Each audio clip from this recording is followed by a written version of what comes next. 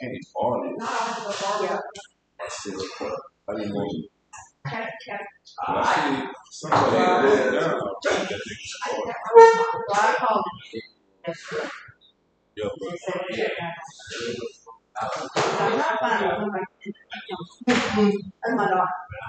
they called it. Yeah,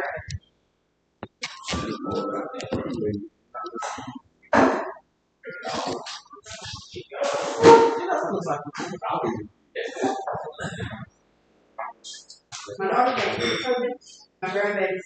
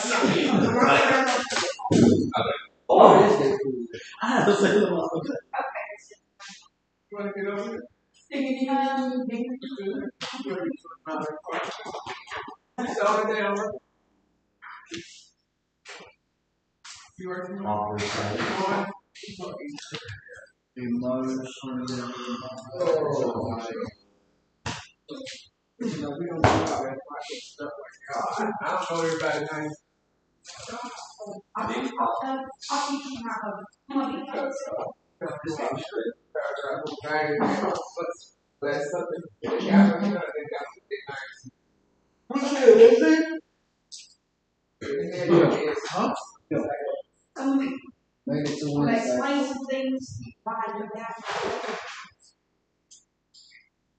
Y'all having a good morning this morning?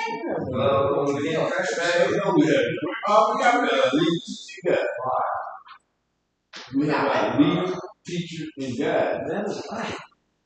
So we got Mr. Hammer, we got so. We blowing it. Knowledge, wisdom, and understanding from God. That the God can try to highlight the life. I can. Who did? The wise guy. He's going to start floating. It's the wise guy. Why you still not getting things though? Floating like energy. You know God.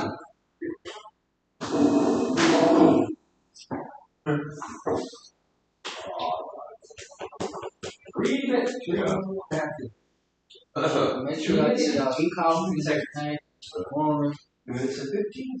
Yeah, all that back and forth,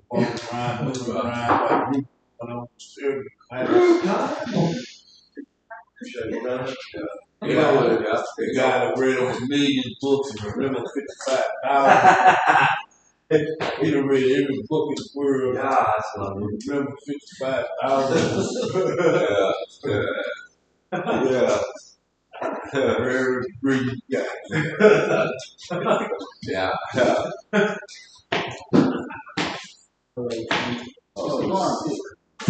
You got a pretty firm mustache. What's going on? One guy was talking about read all the books. I'm trying to. You say you read all the books in the world and all the books. He must have. Every time I come up with a question that I think is archaic and arcane and nobody's ever going to be able, he knows. and he look. If you look at him, he looks like he's dumb as a stump. But he's not. Say what he look like. He look like it, yeah. He's kind of undercover. Intellectual. Yeah, undercover. I grew my mustache when I went into the military because you can't have any facial hair. You have to have, it's got to be clean up here. Can't be more than a half inch on top of your head. no facial hair at all, but you can have a pencil line mustache. You can't go below your lip. So I had a little mustache. My wife hated it. So I kept it, and then after she got used to it, I shaved it off one time, and she said, "You can't do that." So had to let it come back, and so that's what they call regulation. yeah, oh yeah, got it, do it the way they want to do it. All right, I'm not sure. Can I sit on the couch? Sir? Can I sit right there? No, you're not supposed to. He's in the way as it is. You're supposed to be in the group over there. Well, shit, I got I'm moving back and forth. He got bad back, he said, but he ain't never sat there before. He just decided that today his bad back will make him sit up here in my way, and that's okay. But no, these here next group I have, I'm gonna take all these things out of him, so he can't sit there next time. I just take him down the hallway somewhere. Yeah, but I'm not sure whether or not. Moving around. Yeah, moving around. They're moving all the tables over at the other place so that they're in a square or something. I don't know how that's. What if you put it in the hallway? So look, we're in group. Group has started, so make sure that you get your name on the sign-in sheet. I'm not actually sure whether or not we're transmitting over to North, but if we are over there, you guys do the same thing. Make sure that you get that on there. Make sure that you have your book. Where's your book? You have your book? Yes, okay. Make sure that you have your book. Where's your book?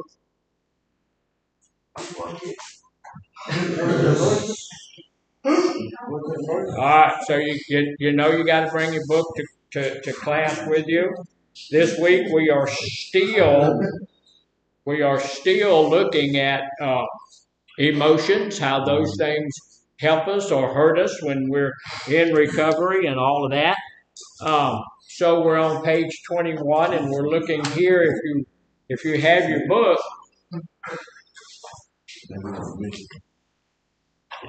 If you have your book, then on page 21, it talks about that. And what we need to do on page 21 is take your book and look through these things. There are 5 different places where you might fall down on that. And then you just look through there, read each and every one of them, and decide where you are as far as emotional health is. If you're on number 1, you're at that place where you're in denial or you're avoiding the fact that you may have some emotional issues, then you need to do some kind of work on that to move yourself to another place. If you are all the way up here, wherever you are on that, we need to understand that there is room for improvement.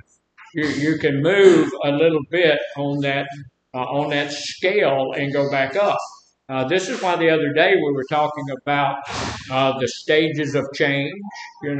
Pre-contemplation means I don't think I have a problem. Contemplation means I'm thinking about maybe I do. And so we need to be looking at ourselves to see if we're making any move on either that or on these things here.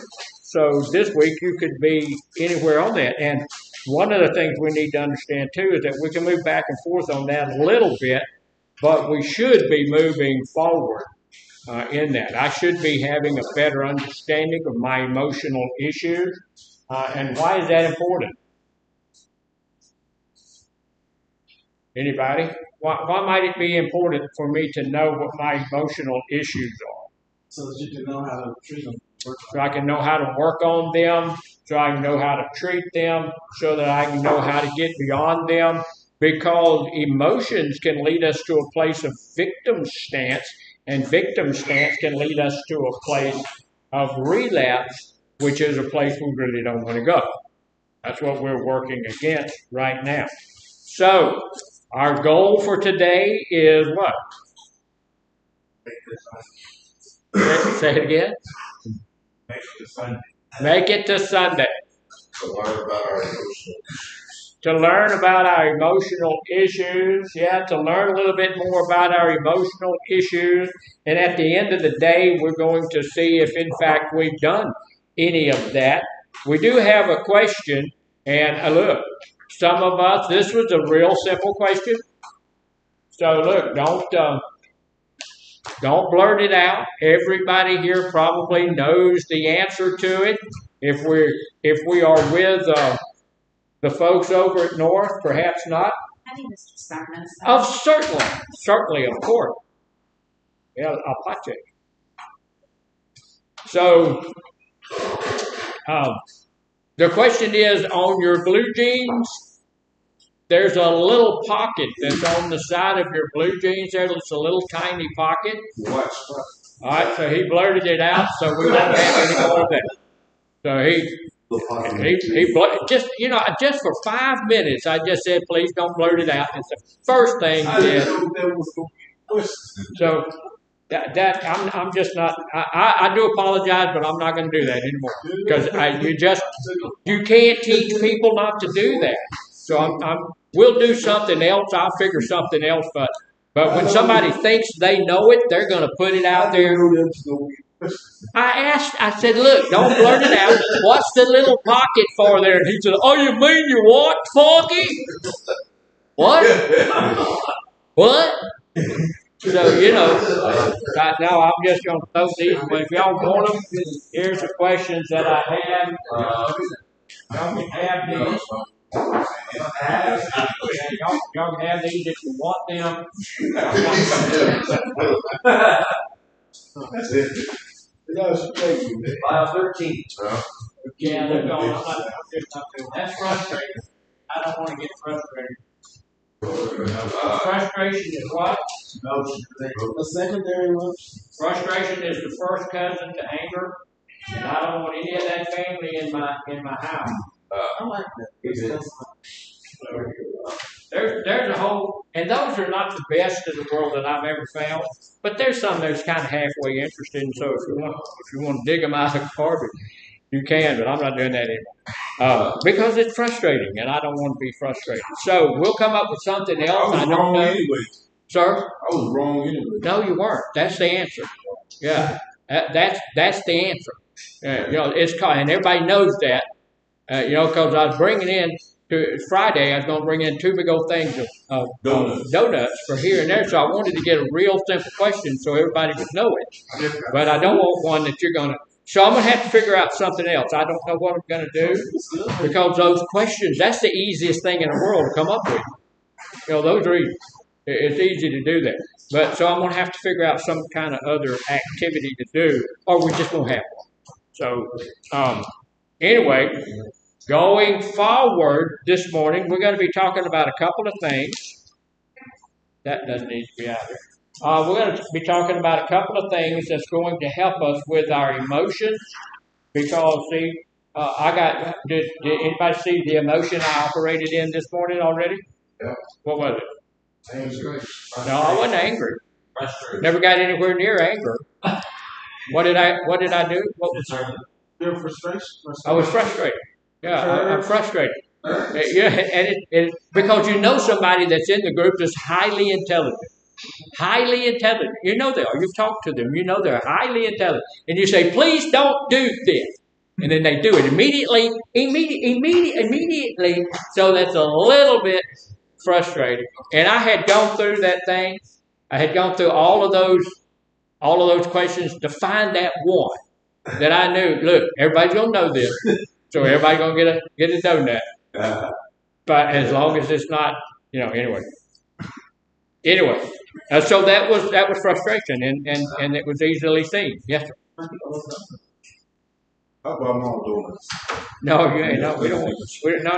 You have kicked it. You've kicked everybody out. You kicked everybody out. And even if you bought the donuts, wouldn't be the same thing. Wouldn't be the donuts that I bought. It'd be different. So you done screwed the whole house up. Nobody likes you anymore. So frustration. That's you can be frustrated and not be angry. Absolutely, yeah. Anger, frustration is one of those emotions that can lead you to anger, like coming in and disrupting the group, and that's and see, still there. That's frustrating. Is that not frustrating? That's frustrating, but that's not anger. He's talking about it. Yeah, I'm talking about it. See how he's completely not in the group anymore. Yeah, he knocked us out of the donut, and now he's having a conversation with the cook person, the chef, and so So can you see how all of that can be frustrating, right? But you can be frustrated and not get angry. However, a lot of the times, if you have an issue with anger and you're taking a look at the anger in your life, it's a good thing to know what the underlying emotions are. Because if I can see what the underlying emotions are, then I can deal with my anger. So I can use frustration to help me move to that place of anger if I choose to be angry about those things. But see, when I'm choosing to be angry, then I understand that I can also choose not to be angry. And that's a big, big deal. So what did I do? I chose not to be angry about it, but even though I chose not to be angry about it, because anger is a secondary emotion, right? Yeah. So I can choose not to that. But look, frustration is a primary emotion. So I really can't choose to keep something from frustrating me. But what can you do if stuff like that frustrates you? What can you do?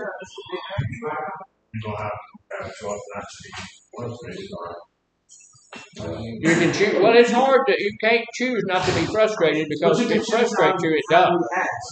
It's according to how you act about your frustration. What you do.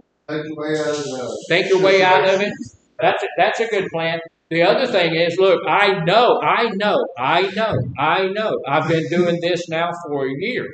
Okay, I know that everybody out here is highly intelligent. I know you're going to blurt it out. I know there's no way for me to do that somebody in here is not going to blurt the answer out. And that's frustrating to me because it took me 30 minutes to figure that out.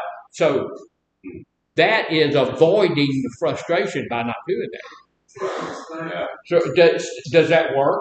Yeah. Will that work? Yeah, that takes that frustration out. That's not going to happen anymore because I'm not doing that anymore. So that takes that frustration out. So if there's something in your life that's really truly frustrating you, and you can remove it from your life, is that a good practice? Yeah. Yeah. Sure. Yeah. If you can get that out of there, so because I don't want to begin my day being frustrated. You don't want to begin your day being frustrated. So you had something real quick. You kind of answered that because I was going to say that, but I was going to say using coping skills, but coping skills on their way. Yeah. Yeah. And the throwing it away was just demonstrative. I was just, being demonstrative. But, the thing is that getting rid of it, I could have saved it till later and just got rid of it. But we've been in group now, 12 minutes and somebody walks out. Nothing. I'm not going to the bathroom. That's frustrating. My bladder is exploding. I forgot my book. My mama has just called me and I need to go somewhere. Just shoot me and walked out of the group. That's frustrating. Yeah, I forgot my pop top. I didn't forget mine. Yeah, and that's true. I didn't forget my pop top. I didn't forget mine. And that's true. He just made a statement, and it's absolutely true. He said you're allowing that to frustrate you. Here's the deal. Yeah. Frustration is a primary emotion. So if there's something that you haven't planned for, or if there's something that goes against the plan that is in place, that can frustrate you, and you really don't have any way to keep that from frustrating you. You have to do what you have to do to get the frustration, especially if we allow the frustration to take us to a place of anger. So before you started already this morning, you was already frustrated because dude over there your way. Yeah, dude in my way. He's already got me a little frustrated, and that's true. That's true. If you're already having some things and something else happens, does that enhance the frustration of it? Absolutely. And he's not frustrated. He shouldn't be over. He should be in a group because and Mr. Freeman should be in a group. But because when you're having a group and people are sitting outside the group, what does that tell you? They're not part of the group. Like this gentleman here has never been. But you made a statement saying that because the first time I see it, I didn't know if Not in my group, you haven't ever. You've never sat there in my group. I'm not delusional. I can tell you have never sat there doing my group. Believe it, You've never I've done. been here 2 weeks. I'm sitting here. Now, whether it's your I bet you go to to bed at night. You don't sit there all the time. No. He said you ain't said that in his group. He never had.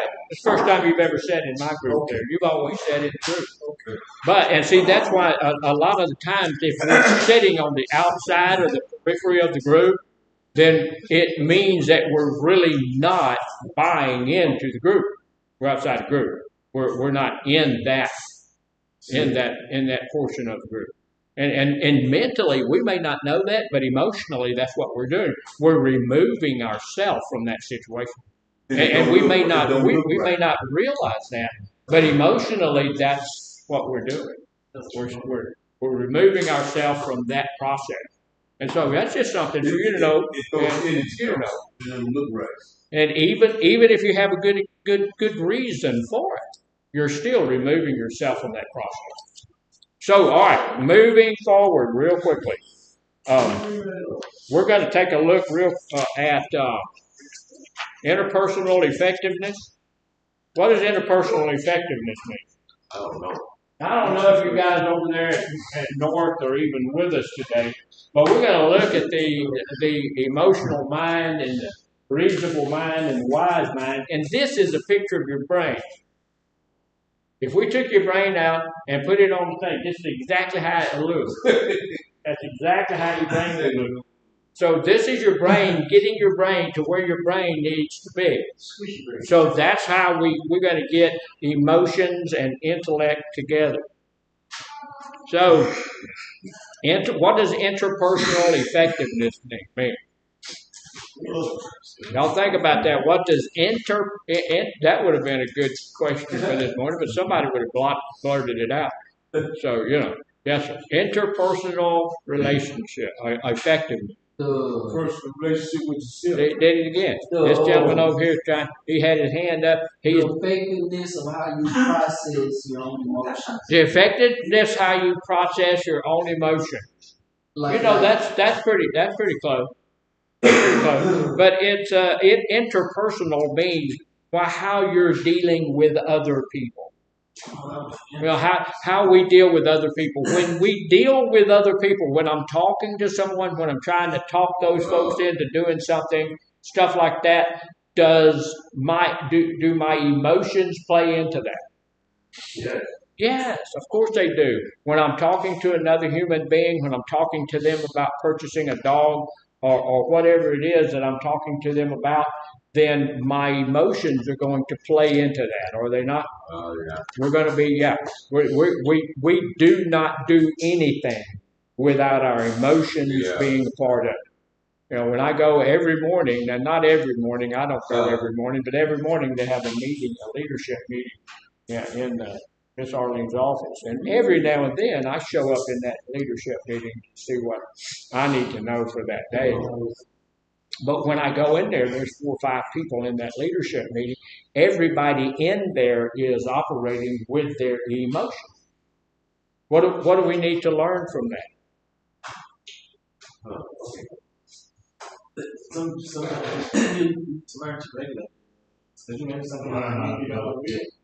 Yeah, we can't do anything without having our emotions engaged. If you disengage your emotions, you're not going to be able to communicate. You're not going to be able to do what you need to do. So our emotions have to be a part of interpersonal communication. Yeah. It just has to be. All right, so we're going to talk about it a little bit. My eyes are watering this morning.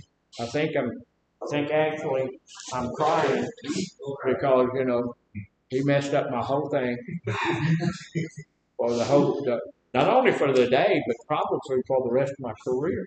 I just don't know what to do now. I'm going to give it some thought. I'm going to try to come up with something, but it ain't going to be quick. Well, at least until he graduates.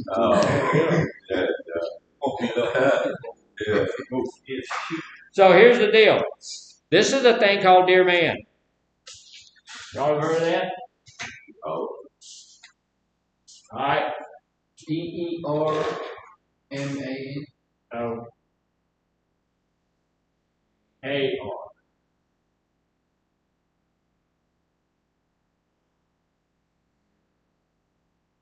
What did that say? Dear man. So, we're going to talk about that just a little bit. Here's the thing. Effective or objective effectiveness. That's interpersonal effectiveness. Objective effectiveness refers to your ability to get what you want out of a social situation. It's frustrating. The young ladies walk through. We're all looking at the young ladies walk through, and she looked at the group, smiled at the group. What's that do? Does that help? That's not helpful at all. You know, that all of the guys are going, she's bothering me. I must be special. Yeah, you special. Let me is my hand. You sure are, yeah. That's a distraction. That's a It's distraction. my hand. No, of course that's a distraction. Yeah. Yeah, it is. So, look, and this kind of sounds bad when you think about it. It says this refers to your ability to get what you want out of a social situation. That sounds kind of egotistical. That sounds kind of like it's me and nobody else, doesn't it? Right?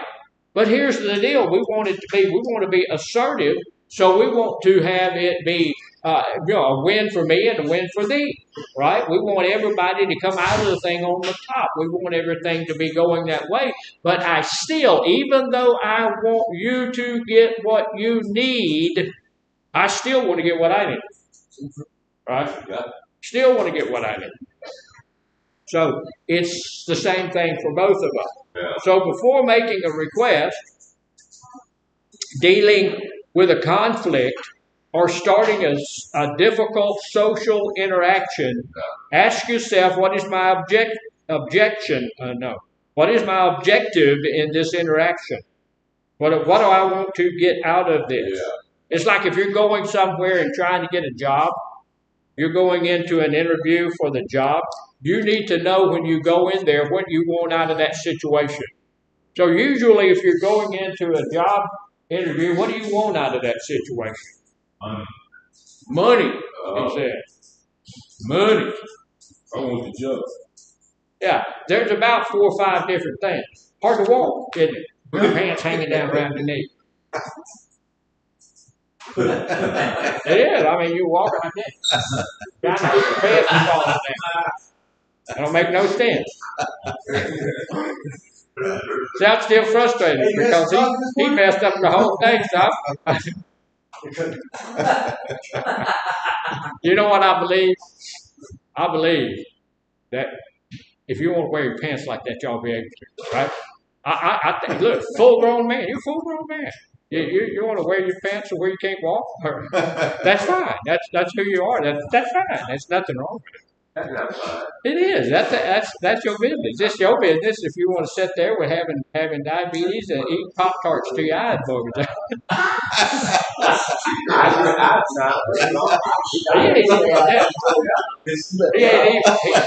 He hasn't even opened up those Pop-Tarts. But those Pop-Tarts just laying there on the table have raised up my sugar. Just laying there. So look. When I think he did it on purpose. he did that on purpose. Yeah.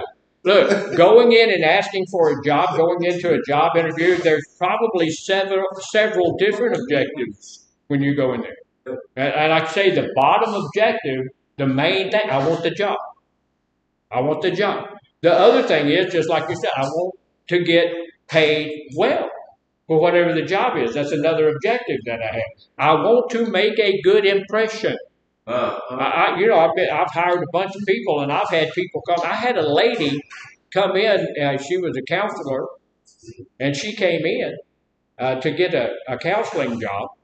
And I asked her a question about something. I said, "Well, how would you deal with this situation?" Now, I've asked 10,000 people, if this person was this, how would you deal with it? And they would say, "Well, I would do this or I would do that." This lady stood up, stepped back a couple of steps, and acted it out. She said, like she was talking to the person, and I'm going, okay, thank you very much. We'll call you. Don't call us. Remember the song? Don't call us. We'll call you. We didn't call her. You know, what a crazy thing to do. But you come in to make a good impression. You come in to do all of those things. So you have some objectives in mind. You need to know the objectives that you have there. If you're going to go home tonight and talk to your wife about something, so you should know at that point in time what your objective is in that discussion. If you're going to go in there and talk to your counselor here in a few minutes, should you know what your objective is before you go in there? You should have an objective in mind. But look, most of us kind of float through life without any of these objectives and anything. And when we talk to somebody, it's just kind of disjointed. And things just go the way they go because they go the way they go. But we need to have a little bit better plan than that. We need to have some interpersonal effectiveness going on. And interpersonal effectiveness, say it again. Playing like that. What's he doing? Playing like that. He's playing like that? Playing. A plan. Yeah, but he had a plan and he got in the comfortable seat of it. So, you know. So, what's my objective in this interaction? And when I say that, it says, look, once you have a clear understanding of your desired outcome of that interaction, we use the acronym Dear Man to guide the conversation. Right. Now, see here, when I'm guiding the conversation, when I'm taking a look at what I want to have out of that situation, then my emotions are involved in each one of those. My emotions are guiding me as I go through that. So what's the DEAR? What do you think the DEAR stands for? I mean, the D stands for. It says describe. We have to be prepared to describe. Clearly and concisely describe the facts of the situation. No opinions, no interpretation. And here's the deal. A lot of the time, we think our opinion is fact. It's all right. We take notes. Yeah, as long as you're taking notes about, the group and not notes about, other things. Okay. A lot of times we think our opinion is the fact, and it's not. I've had thousands of people be happy to tell me, well, that's your opinion. It's usually when I'm talking about drugs. Marijuana is the worst drug ever. If God came over and said, hey, you know what? I'm going to give you the authority to just take one drug and it'll never be in the earth again. It's gone. That's the drug out there. It's the gateway drug. It is a gateway drug, but it is a whole lot worse than just being a gateway drug. People don't realize what it does to you. It really, really does some nasty, nasty things to people's brain. It is the only drug that we use that makes its own neurotransmitter pathways. Every other drug gets on a neurotransmitter pathway that is already in your brain. That's there already. Every other drug, cocaine, methamphetamines, alcohol, get on a specific neurotransmitter pathway. Marijuana makes its own neurotransmitter pathway. That's why if you get a room full of people over there and they say, okay, half of them are marijuana users, the other half are something different, all those other people will say, yeah, that drug destroyed my life. It took my house. It took my wife. It took my kids. It took my car. The marijuana users over there will defend to the death. Why? Oh, no, it's a gift from God. It grows right up out of the ground. Well, so does cocaine. And so does alcohol. And so does, all the rest of that crap as well. So they all grow up out of the ground too. So anyway, we'll have a study on that. Yes, sir. You don't trust in the legal life. Well, no. Reparation part of it, just like What they're talking about right now is moving it from, and I disagree. They're moving it from a Schedule 1 drug. Right now, it's a Schedule 1 drug. What does that mean? That's no. That the lower the number, the higher the danger. It's a Schedule 1. That's the most dangerous drug. In that place, it has no medical uses whatsoever, and it is illegal to have it. And see, that's where the AMA has it as Schedule 1. So it's terrible. Cocaine is what schedule would you think cocaine would be on? 2. Yeah, it's a 2. So why is it a 2 and not a 1? It has medicinal purpose. It has medicinal purposes. Marijuana doesn't. Although I've had people argue me down. It does. It's good for people with stage 4 cancer. What is it? Glaucoma. It's good for Parkinson's disease. And Glaucoma. Don't stop shaking. Yeah. Yes, sir. I'm not gonna disagree with you. Well, I appreciate that. We can just move along. Just go ahead. He said, I'm not going to disagree with you, but he said, I'm not going to disagree with you, and then called me a butt. Go ahead. Go ahead, I'm sorry. I have never had that been the issue with marijuana and gateway drug. Oh, have you not?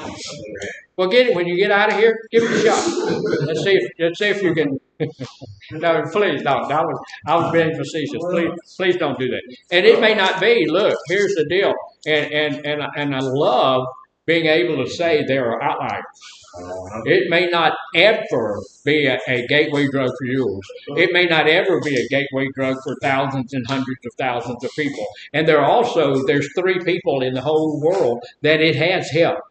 Medically, there are. But when you say, there's a strange, weird thing over here, trauma thing over here that it might accidentally help. And okay, if it helps those 3 people, let them use that. But do you see anybody that is really being there are some people, but very, very few. And what it does is change your rate. Why do you think that marijuana would help somebody that had real bad tremors? Because it does calm you down, but it reroutes your neurotransmitters in your brain. And so it stopped you from doing that. And look, I've seen the thing about the girl and her dad got that stuff for her, and if that would help I would do that. They don't use any of the stuff out of the marijuana that makes you high. There's a peel. They take it out. All the THC is gone out of there. It's not the THC that helps. It's other stuff that's medicinal. Yes, the THC is not what's helping you. It's something else in the plant that's helping people. So most people who argue with me, they don't have stage 4 cancer. They don't have glaucoma. They just want to get high. There's a 12-year-old. It's good for glaucoma. You got it? You got the glaucoma. And look, I have glaucoma. I can barely. Sometimes out of this eye, I can't see. This eye has a fake lens in it. They had to pull this lens out and put a new lens in it. Marijuana's not going to help that. I can't tell you what glaucoma is a film that grows over your eye. And it's on your lens, and you can't see through that film. There's no way on earth that marijuana, you might not, I don't care. You might get high and don't care, but I don't care how much marijuana you smoke. You're still not going to be able to see if your lens is cloudy. And marijuana's not going to take that cloud off of there. Nothing will. You have to take that thing out and put a new lens in. And so I got a new lens in this side. This side I don't. So every now and then I can't see very well out of that. And so I'm looking with this other eye. Marijuana ain't going to do anything for that. That is somebody came up with that so that they can smoke dope. If you're that desperate to smoke dope, smoke dope. You don't have to give somebody some kind of crazy, it's good for glaucoma. You got it? No, but I'm using it in case if it ever happened. If you got, and it's good, and somebody says it's good for people with stage 4, stage 5 cancer. No, it's not. Marijuana has 7 times the amount of tar in it that a cigarette does. So when you smoke it, it causes lung cancer. It ain't helping lung cancer. 7 times. 7 times more tar. In a cigarette. Yeah, Yeah, I know that. It's true. We'll do that one day, but right now we're doing this, and so I was just getting him upset because he likes that stuff. He goes, "Whoa, that can't possibly be. As much marijuana as I smoked in my life, I'd already done had cancer 5 times. You know, so anyway, I'm sorry. Look, clearly and concisely describe the facts of the situation. Don't come up with your own opinions and make those opinions facts because opinions are not facts. Yeah. Right? Sometimes facts are always true. Is that right? No. Sometimes facts are not true. The truth is the truth. Facts are what we've come up with to explain the truth. So sometimes we need to look at the facts real well too. But my opinion is not a fact. Now, I've had people tell me, well, that's your opinion. I'm not teaching my opinion. I'm teaching the facts that somebody else came up with, but that does not mean they're always correct. We need to always take a look at the facts, make sure those facts are what? True. Yeah. Make sure they're true. Actual fact. Yeah, make sure they're actual facts. Yeah, that's a good way to say it. It says, look, I'll be getting home late and won't have time to cook dinner. Is that a good statement? Is that description? Is that descriptive? If somebody who ever cooks the food at your house, if they tell you that, will you understand what they're saying to you? Yeah, I got to work late. My car broke down. I'm not going to get home at 6 o'clock. I usually get home at 6 o'clock, but I'm going to get home today more like 8 o'clock, so I'm not going to have time to cook tonight. I'm just going to grab something on the way home, and you can grab something. That's real descriptive. That lets you know what that person's trying to tell you, right?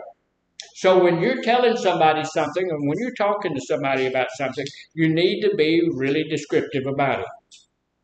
You need to say the thing that you're saying in such a way that they can understand it, right? So, can your emotions get involved in a description? Yeah. Yeah. You know, I don't care what you say. Marijuana ain't good for you. I don't care what you say. You know, is that a little bit of your? And I've had a lot of people. Now that's just your opinion. Now I've been smoking marijuana my whole life, and okay, look where you are. If your whole goal in life is to get into a treatment facility, you did it. You're on the top of the heap now, you know. So your emotions can get involved in all that stuff. So we need to be cautious about that. We need to know that we're just doing. What does number 2? What is the E? What's the E stand for? Man, I'm not feeling this. Explain. What is it? Explain. Explain. Let's see. No. Education. Oh no. It's express. So the first one was to be descriptive, tell people what you really mean, and the second one is to express. State your feelings. Yeah. See, we're back at emotion. State your feelings clearly to let others know how a situation is going to affect you. Don't expect others to read your mind. Does anybody do that? Oh, my wife does that to me all the time. Oh, all the time. And then she has the audacity to tell me, well, you should know how I feel about that. No, I shouldn't. Why should I know that? We've been married for 52 years, but, you know, I still don't know. You know, I still can't read her mind. Sometimes her mind changes and stuff like that. So I need to express my feelings clearly about it. I'm describing what I want, but I'm also going to tell you how I feel about it and how it's going to affect me. I'm using phrase. I'm going to try using the phrase, I feel something because of something else. I feel exhausted because of my long day. Right? Now that's going to tell people exactly how I'm feeling and why I'm feeling the way I'm feeling. I feel frustrated. Yeah. Why do I feel frustrated? because people keep blurting out the answer. Right? I feel, but of course, now you know, of course, Mr. Freeman, you know, I have let that go. Did you really let it go? No, no. If you're still talking about it, you hadn't quite let it go yet, right? You know. So, but I feel exhausted. So I know right now this person is telling me I can't get home in time to cook. So I can't get home in time to cook. And then they tell me, look, I feel exhausted. Right? Because I've worked my butt off today. So now I know that that person's going to be late getting in. I know that they're not going to be planning on cooking. I know that they're tired. I know they're exhausted. And I know why they're exhausted. Right? That makes sense? So now we know how to describe it and we know how to express it. So what does the A stand for? The A is very, very, very, very important. Articulate. Articulate. Look at that. That's not right, but man, I'm just impressed with the vocabulary. All right, let's articulate it. Okay. Is it spelled with an A? Yes, it is. But what you got something? I just said address. What? Address. No, that's close though. A stands for assert. You know what do we talk about? We want to be assertive. We don't want to be aggressive. We want to be assertive. We don't want to be passive. We want to be assertive. So assertive means it's going to work for you and it's going to work for me. And that's where it needs to be. I mean, neither one of us need to be the loser in those situations. Both of us need to be, we need to come out of that in a good place. We don't need to be in a bad place. So here's the deal. Assert, be direct. Say what you need to say to the person clearly and concisely. That's assertiveness, be direct. No, I'm not going to do that. Anybody, what's your favorite old rock and roll group? Metallica. Who? Metallica. Led Zeppelin. Led Zeppelin. What was your? Metallica. Metallica. The Beatles. The Beatles. ZZ Top. ZZ Top. Good. Jimi Hendrix. Jimi Hendrix. You know the highest on the rock and roll chart, the highest that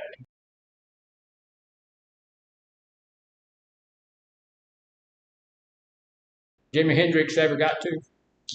Number 2. Good God. His biggest hit went to 20, number 20. Yeah. So he never had one in the top 10. The model, because He stole most of those music. I like Jimi Hendrix, but you know he never did have a huge monster hit. Although I was really a little bit. I think where you going, Joe? Should have went on up the line a little bit. I think I'm going down there shoot my old lady. yeah. He was one of the most copied. Yeah, but he still, you know, on the charts, he never did do well. You know, when you get to number 20 on the chart, that's a big hit. That's not a yeah. Some people never make the chart. Yeah, he got to 20, and he had like six. He had about 6 of them that were on the chart. Yeah, you know, and that was his top. And my favorite group out there is Three Dog Night. They had the best stinking. They had the best stinking music, and the reason I said that is because of this assert. Yeah, says, look, be direct, say what you need clearly and concisely. They had y'all remember that the song they sang called One, title One. One is the loneliest number that you'll ever do. Black and white. Yeah. In the country. Yeah. In the country. And I've never been to thee. I love that group. They had some great stuff. Here's the deal. Be direct. Say what you need clearly and concisely. Since I have to work late tonight, why don't you cook dinner? That's assertive, isn't it? And here, are we both going to win in that situation? How? How are we both going to win? I'm tired. I'm exhausted. I'm going to get home late. I can't cook. So if you cook, then I win, right? I'm going to get to eat when I get home, right? So you cook. That's me winning. But if you cook, guess what? You get to eat too. So we're both eating, and sometimes I need to take a break, right? What were you going to say to you about? I disagree completely. That ain't true at all. Ain't nobody ever done that like that. Ain't nobody going. I'm sorry. I'm just saying, what if your spouse is back, can't cook, and it's going to taste scrappy? Why not just order food out? That makes sense. I'm just saying. First thing I'm going to do, if I meet somebody that I think I'm going to spend my life with you, I'm going to say, can you cook? If you can't cook at all, we ain't going to get together. If you can't open up a can of Chef Boyardee and pour it in a bowl, we ain't going to get together. That's just how that is. But look, that's that 99% of the folk in the world can cook something. But he's right. There's always that outlier. There's always that guy. There's always that girl. There's always that person that has no idea how to cook. You know, no idea. So there's that outlier. But like he said, what's out there? If you have that situation, just like he said, what? There's 19 pizza places on the way back to the house. There's Kentucky Fried Chicken. Look, there's one place out there called Golden Chicken. Don't ever buy chicken down there. That's a bad chicken. Don't do that. That's a bad stuff. But there's, like you said, if you can't do that, that would be the next thing to do, right? You would say, okay, look, I know that your cooking skills are trash. So look, I'm going to stop by Kentucky Fried Chicken, get some greasy chicken, and come home. My wife and I both like Kentucky Fried original recipe, but every time we eat it, makes us sick like a dog. You know, so we don't eat it all. So be assertive. Since I have to work late, could you cook? So that's an assertive thing, and it's asking and it's letting them know what you need them to do. And then the R. That's a good one because it says reinforce it. Reinforce it. I have let you know what I need you to do. I've let you know why I need you to do what I want you to do. I've let you know why I can't do it, and now I'm going to reinforce it. You need to explain why it would be helpful for them to agree to your request. Express thanks if they consider it. So thank you. I'm looking forward to having dinner. I'm looking forward to having dinner. Not only am I looking forward to having dinner, I'm looking forward to having dinner with you. You know, one of the things that surprised me is that I found out that there are people who eat their evening meal about 8 o'clock at night. That's crazy. You know, if you want to lose weight or if you want to stay healthy and all of that stuff, the best time to eat that's about 4 or 5 o'clock in the afternoon. Some people work to 4 or 5 o'clock in the afternoon and therefore can't do that. But to have it, there are people in Europe that their evening meals at 10 o'clock at night. And so, you know, to me that's crazy because you eat and then you go to bed, all that turns into fat. So you reinforce what it is and you let them know, hey, thank you, I appreciate that. I'm real appreciative of the fact that you're willing to step up and take care of that for us. And then I'm really going to be happy to have your company at supper or dinner or whatever y'all call it over here in this backwoods part of the world. Back in Mississippi, we call it supper. Yeah. I come over here and somebody said, you want to have dinner? I said, no, I'm going to go home and have supper. You know, it's late in the afternoon. Over there in Mississippi, it's breakfast, dinner, and supper. Over here, it's breakfast, lunch, and dinner. Well, what do y'all think? You somewhere in another country or something? Sometimes they call it brunch. Brunch? Well, brunch is when you have it at about 10 o'clock, which is between breakfast and lunch. So that's brunch. It's breakfast and lunch squished up together. But what difference does it make? Whatever you call it. I mean, what's the difference? It's just a little bit confusing because if I go somewhere looking for lunch and they're having dinner, I'm going, okay, I'm in the wrong part of the world. It's just like I don't know. I just missed this during my addiction or what. Yeah. But where did soda water come from? Soda water? I have never heard that till I got here. It's a Texas thing. Just I don't know. Texas. That's not. Is that Texas? I don't know. I don't know. Soda water. And soda water is my favorite. I've heard people call it soda water, and then I've heard people up north call it pop. Yeah, I'm gonna go have a pop. And it can be. Okay. Some people just call it Coke. But yeah, people call it everything. Great soda, but he'll call it Coke. What kind of Coke you want? All right.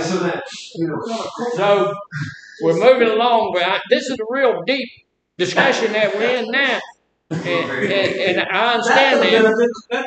Had Mike not messed up. So Oh, yeah. that could have been a good question. It could have been. It could have been. Y'all was fine. It could have been had he not, like you said, had he not messed it up. So, all right, here's the deal. What does the M stand for? M. Yeah. Maneuver. Maneuver. It doesn't stand for maneuver. It stands for mindful. Yeah, mindful. Be mindful. And we do a lot of mindfulness stuff. I remember as a counselor when mindfulness first came out, and I rejected that stuff. Said, man, that's stupid. I don't want to do all that. But eventually I got around to, it's not a bad thing to be in the moment for a minute. It's not a bad thing. So, here's what mindfulness is in this situation. Stay focused on the objective of the interaction. I want that jump. Stay focused. I want you to cook the stinking, look, almost anybody can scramble some eggs. Almost anybody. Almost anybody. That's it. And I don't know, I will tell you, he don't disagree with anything. Anything you say, no, that's not true. I said almost. There's got to be somebody out there that can't scramble an egg. I done tasted some scorched eggs. Say it again. I done tasted some scorched eggs. Oh yeah. I have before too. I've browned my eggs a little bit more than they should be. Some people like that. Yeah, I did some. I boiled some eggs the other day and figured out that 45 minutes is way too long to boil. They'll crack up and they'll do all sorts of stuff. It's kind of like eating a rubber ball. So yeah, be mindful. Just about anybody can do that. And here's the deal: if you got somebody that's that limited in your home, teach them a little bit. Why don't you? You take it upon yourself to show them how to cook an egg. How to scramble an egg, throw a couple of pieces of bacon in there, drop some cheese on there, and then you got a little bit of an egg omelet, and you could not at least keep from starving to death. So you can show them that. You all right? Yeah, I'm all right. Better than that. Give me one of them evil looks when you come through there like. I don't ever sitting back over there. Yeah. I'm going to stay, Mama. All right, look, be mindful. Stay focused on the objective of the interaction. Avoid being reactive and defensive. Just don't do it. Now, how do you do that? First off, look, we need to have some positive self-talk. I'm not reactive. Is that true? For the most part, it's true. Sometimes I'm reactive. Sometimes when somebody comes in and grabs somebody out of the group, I'm going to give them a bad look.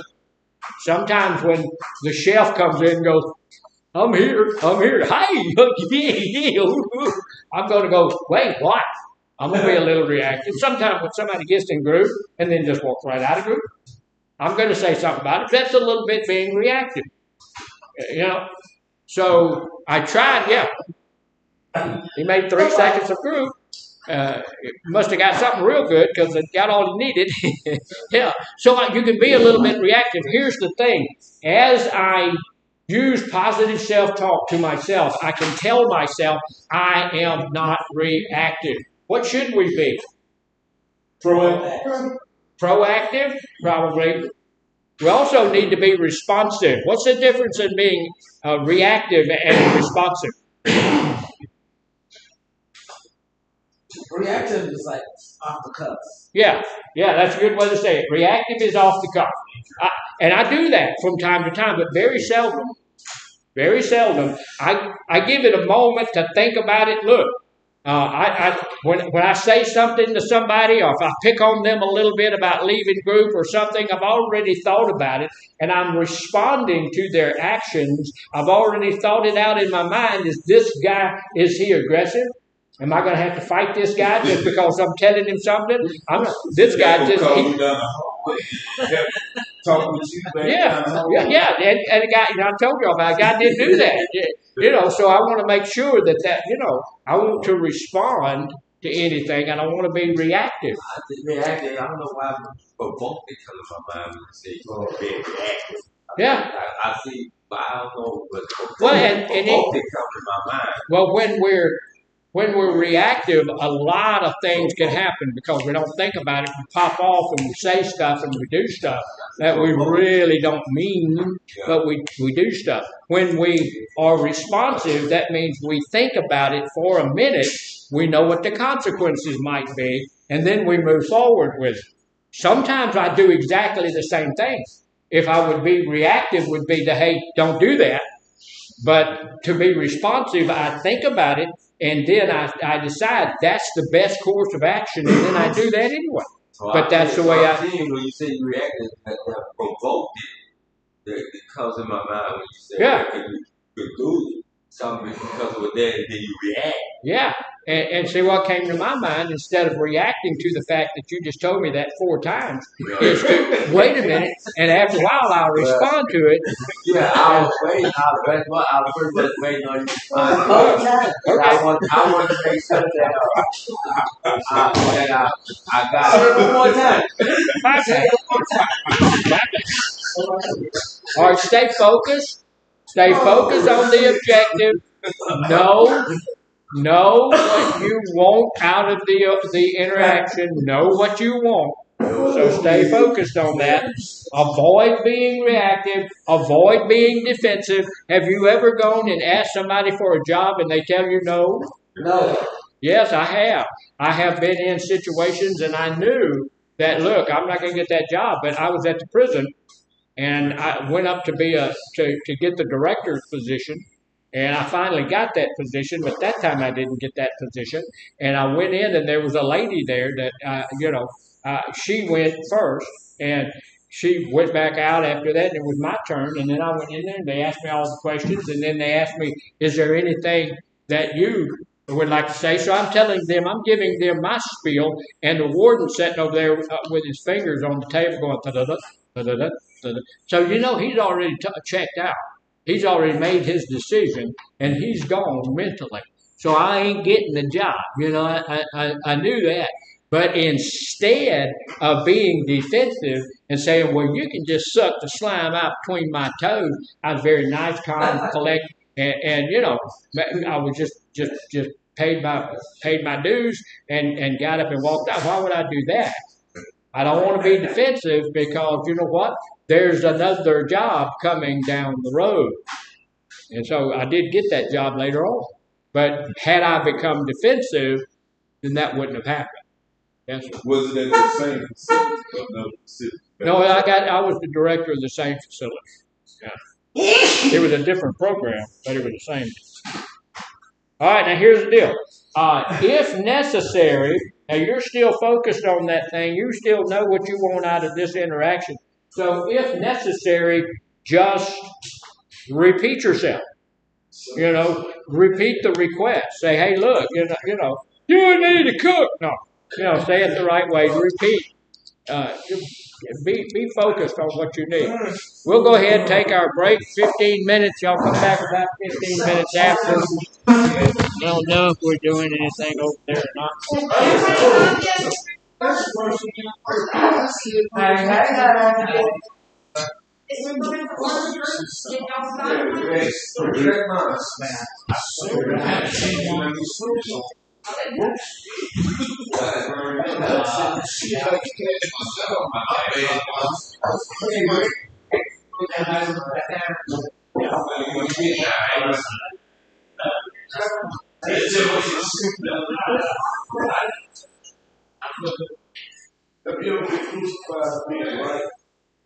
Where's the HSSC seat?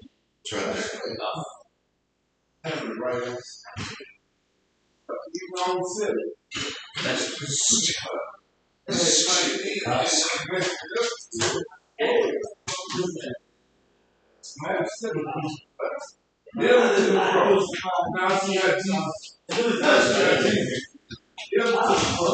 That would have been a good question.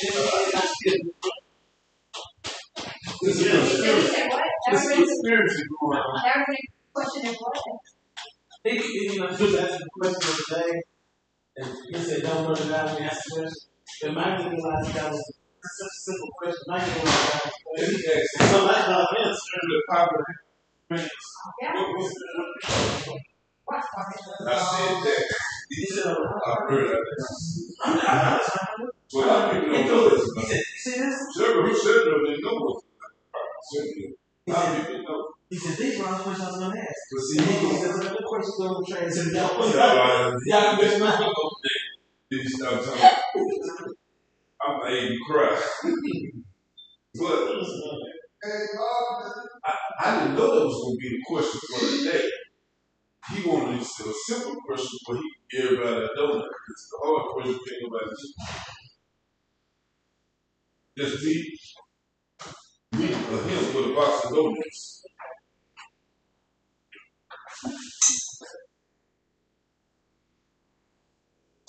It's right.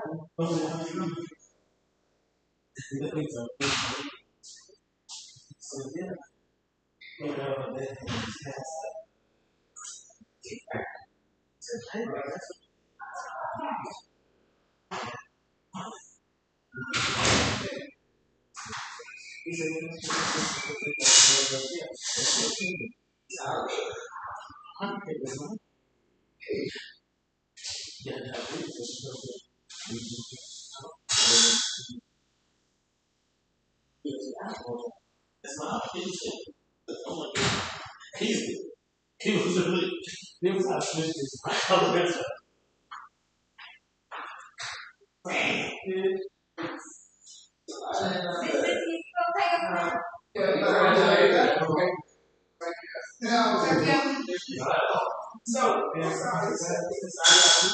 Yes, ma'am. So the only two I usually three I use eight. That's a little bit of study the phone. Yes, ma'am. I was eight and eight. I do graduate group. So that would be this morning. This morning we have graduate.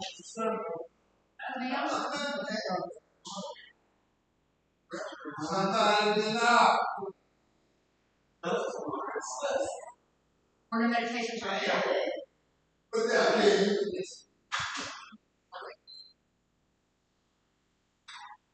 Good morning, ma'am. Thank you so much. Step again.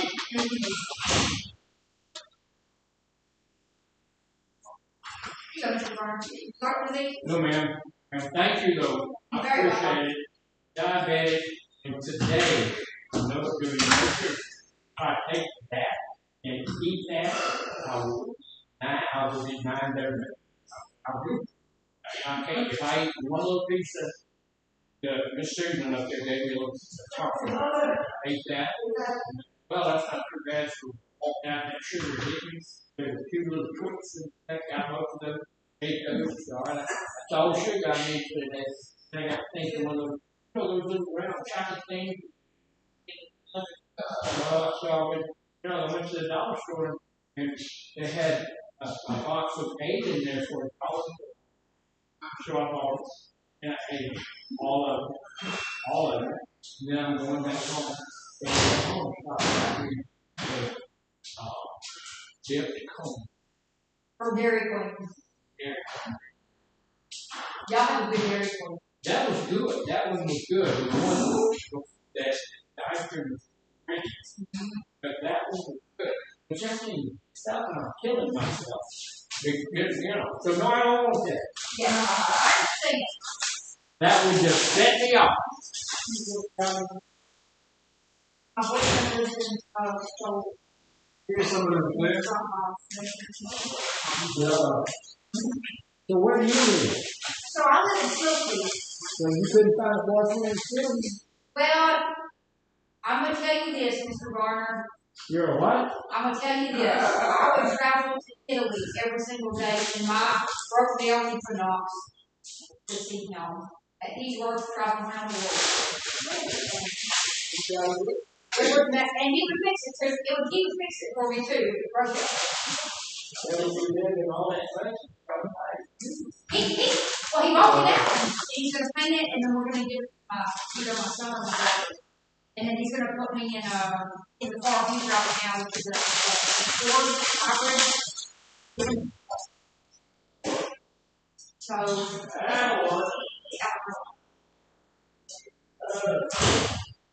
and you know what?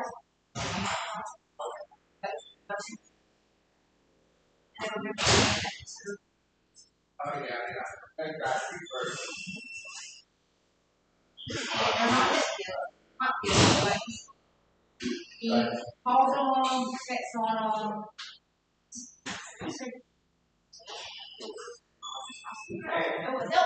Otherwise, I have to dive into my savings, and I don't know if I'm going to do that. Or we were to do that last month. I said, okay. I said, did you get it? And I looked at my phone, and it said, well, you want to make the same since you said 50.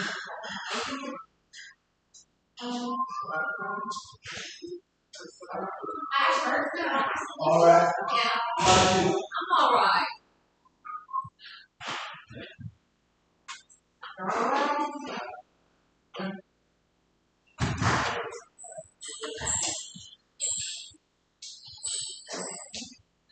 Mr. Mark. Yes. Come here, sir. Are you okay? Yes. What's telepathy mean? I don't know. Yeah, you do.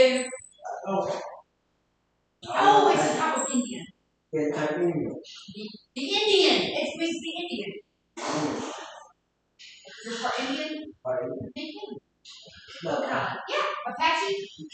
I'm Sure. I don't know. I don't know what kind of that is. I don't know if I'm part of Indian though. I don't know. So, it is sir. So can I tell you something? Yeah. Choctaw is what I'm part of Choctaw. But Hispanics, that's descendants of Indians. So like if you go back down to my two savings for the and go far back into their genealogies, you're going to find Native American. Yeah. Yes.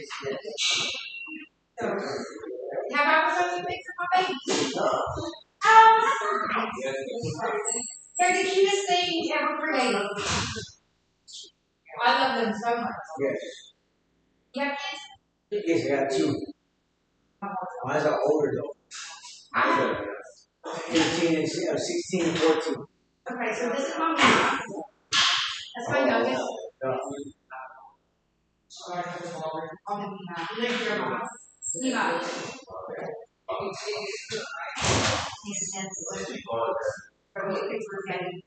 You're not going to live this with my kid. I know.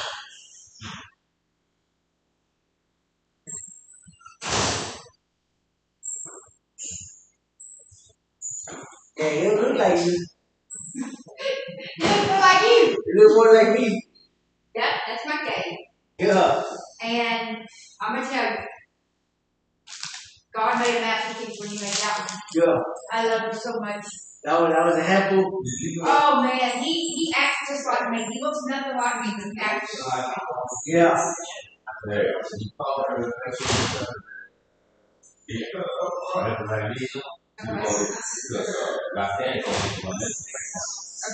I don't need it. She's going to be my best friend. You need it. I don't know. Yeah, what's last? What's after? Yeah.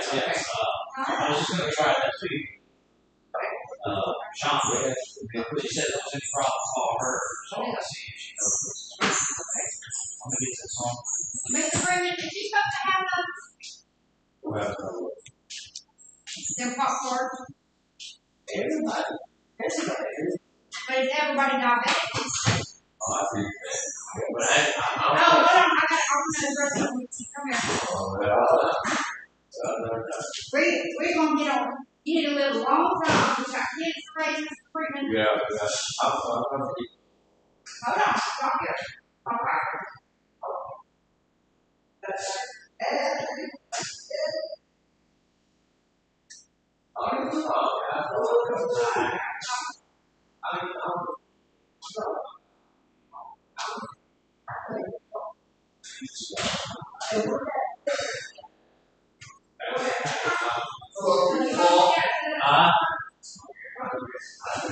Okay, another thing. We're gonna be talking about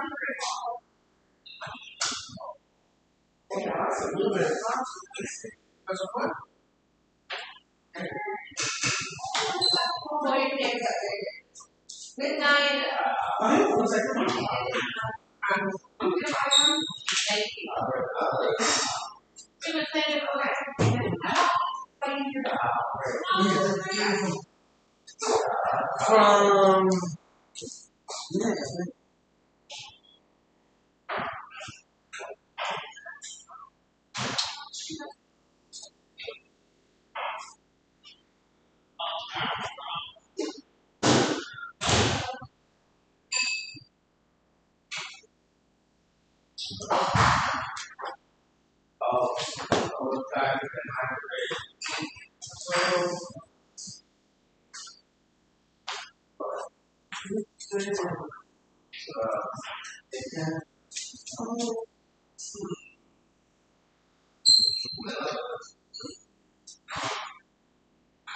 I need to get, I was going to fix this later. Okay, come in, Mr. David. I come in.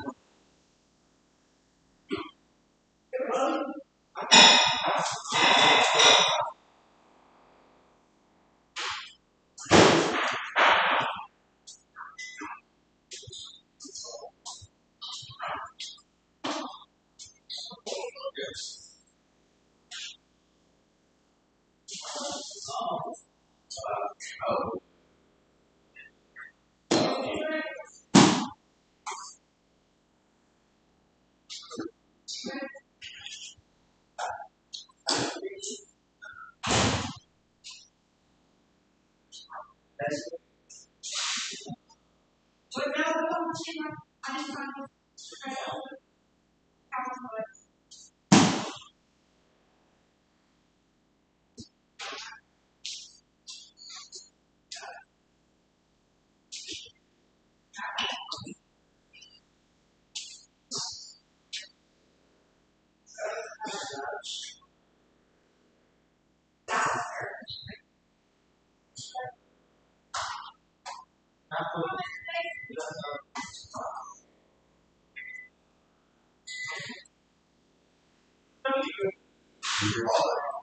I got it to 10. 7 This is just two. How does one learn to know?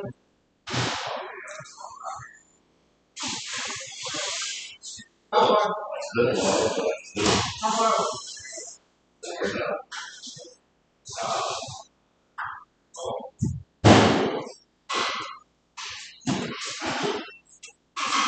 Still got me.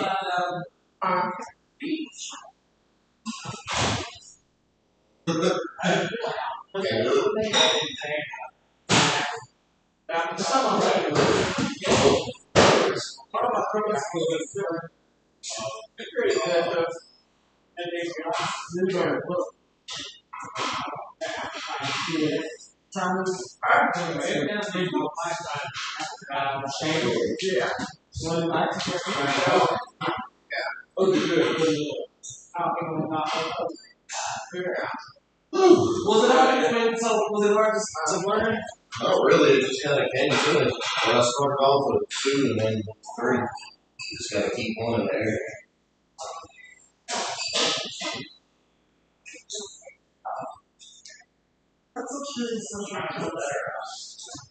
Yeah. It's a phrase.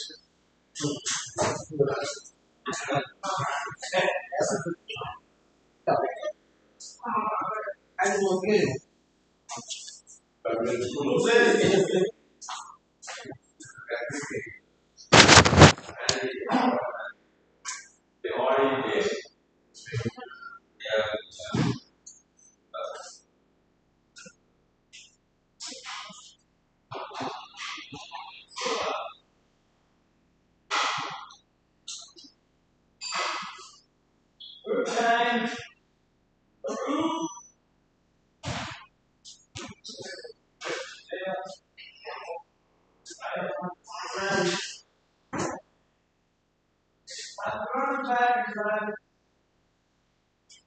All righty then.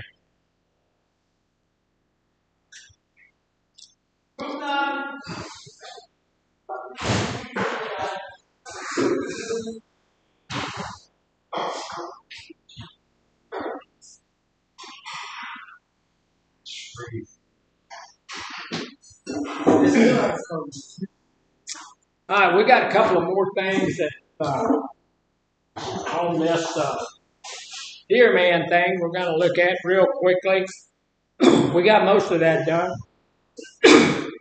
There's a couple of more things we need to get completed, and then we'll move on to the wise mind thing real quick. Get that out of the way. We talked about being mindful, knowing what it is that we want, expressing thanks if they even consider it. Thank you for looking. I'm looking forward to having dinner with you and all of this kind of stuff. And one of the things we need to do is appear confident. When I'm on the way in the mornings, I always, I commune with God and pray and ask for some things. And one of the things I ask for is to be a confident individual. I want to be confident in what I do, And so when we're having one of these conversations, we're having this interaction, we need to be confident in ourselves, and we need to appear confident. We need to show the other party that we're confident in our stance. A lot of times, if you're confident in your stance, the other people will pick up on that and will, people don't really want to follow somebody that's not confident. If you're not really sure of yourself, very few people want to get behind you and do the things that you want them to do. But so I want to appear confident. And here's how I appear confident. I use body language to project confidence. Even, look, if you don't feel confident, one of the things that I learned a long time ago is if your boss or somebody else that's important in your life asks you if you can do something, do some project, or do something, I'm always going to say, yes, I can. I can. And, the Bible tells me that I can do all things through Christ who strengthens me. And look, if you can do it, or if you can do it, I can do it. If she can do it, I can do it. Now, I may not do it as well as that other person, but I can do it. And here's the deal. If I do it, I will learn how to do it just as well as you do. I'm going to learn how to do that. So when they asked me if I could do all the computeration stuff, I said, absolutely. Yes, I can.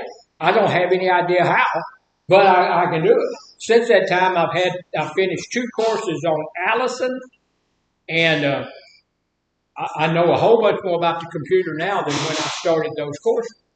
And before I started this stuff here, I had no intention of going to those Allison courses because I didn't need it. Once I needed it, I did that. Y'all know what Allison is?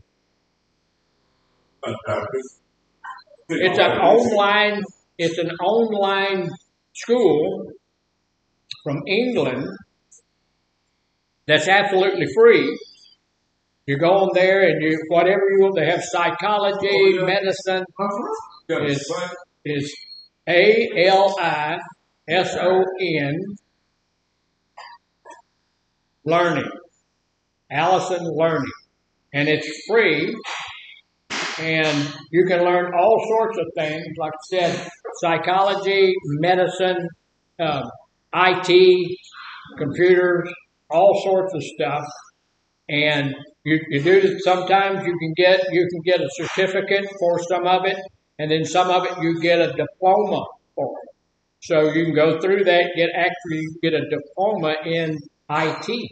So you can be an IT tech if that's what you wanted to be. Now, how they stay in business is that all of the training is free, but if you want the certificate, you have to pay for it, and the certificate is $20 or $30. If you want the diploma, which it takes longer to get and more in depth and all that kind of stuff, you have to pay for it, and I don't know how much it's $300 or $400. But you can get the training. And I've done here lately with those guys. I've done free trainings, and I haven't gotten the certificates or the diploma. I did one of them a certificate, and the other one a diploma, and I just didn't. I didn't get them, so I haven't paid anything. Yeah, you go in there and put ALISON training, and it'll pop up there. Yeah, and then if whatever you want, it'll look down there. It'll ask you, "What do you want to start learning today?" And then you just punch on that and jump on there and go do that. And you're gonna learn. Oh, so even say it again. How long does it take? They all take different things. Some of the certificates are 2 or 3 hours to get them done, so they're just short. The other ones have 10 or 12 modules for the diploma. That can take you. I did a 10 module thing, and I did 1 module a day, so it took 10 days, a couple of weeks, for that. But it's well worth it. Even if you don't try to do it, you can use it to go to work somewhere. Right. But even if you don't do that, just for your own fun, they have history stuff and geography and math, all kind of math. So it's something good to look at. So appear confident, and look, if you go to that Allison thing and you get some of those diplomas and some of those certificates under your belt, that'll help you be confident, right? Well, the last one I did was on English, just the English language. Not because I was studying English, I was studying punctuation. Because how many people know what a colon is? How about a semicolon? What's a semicolon used for? Semicolon is used for to join 2 sentences that are. See, even if he don't know, he'll. No. Wait a minute. I figured this out. I'm thinking. It joins 2. It's not sentences. It joins 2 clauses. It joins 2 clauses that are 2 incomplete sentences. That's not true, but it's a good check. It's not No, so what is sound? Well, a comma means take a break and think about it. Just a little bit. You got a comma there. Semicolon means take a longer break. Think about it more intensely. Think about it a little bit more. Kind of good, yeah. I still think it's right. Yeah. So appear confident. See, that's what he's doing. He got no idea, but he appears confident. I have an idea. I have some of them. He does have an idea. It might not be. It might not. You don't know. It might not be the right idea. It may not be the right idea, but it's the idea. right? He still thinks it's right. Take a long break. But Mr. Gunner, you He's just not gonna told. tell him he's Even if wrong. you don't know, say you know. Yeah. Even if you don't know, say you He's know. never wrong. Act like you know. Violate. A comma is for a short pause. Semicolons are for keeping a word strong or a longer pause. Use it before words like however, therefore, also, moreover, furthermore. I can't say that word. Subsequently and consequently. A colon is used to be two full stops. That means period. A colon is two periods, right? So that's one on top of another, used to push the reader forward, make them focus on what's happening next in the sentence. An apostrophe has two jobs. First off is to show ownership, and then to show contraction, right? Quotations, they're used to show speech. When you put a quotation mark over here, and that means that whatever is between those quotation marks was something like that. Oh, I was just thinking of another apostrophe. Okay. Replacing letters like Right, exactly. salt and pepper. Right. Exclamation marks, they're there to show emotion. Add some to it. What is an ellipsis? What is an ellipsis? That's an S.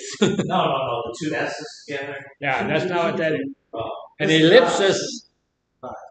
Yeah, ellipsis is a series of dots. And what are those series of dots for? It's a placeholder. It just shows that something's been left out. So, is it important to that? Yeah, if to know those things, you're going to write something to somebody. As counselors, we have to write notes. And when this is over, I have got to go write notes. So what do you think the main point of my note is going to be about this group? Me. He messed up our whole thing. And I'm confident about that. So we have to look stand straight. That's how you show. If you stand up like that, if you hang around that does show confidence. When you're look, I'll tell you this, it does the way that you look when you go into a place. Does the way that you look, is that going to determine whether or not you get the job? Yes, you got it could help if you're dressed well. If you're going to work as a mechanic or as a welder, how do you dress to go to the interview?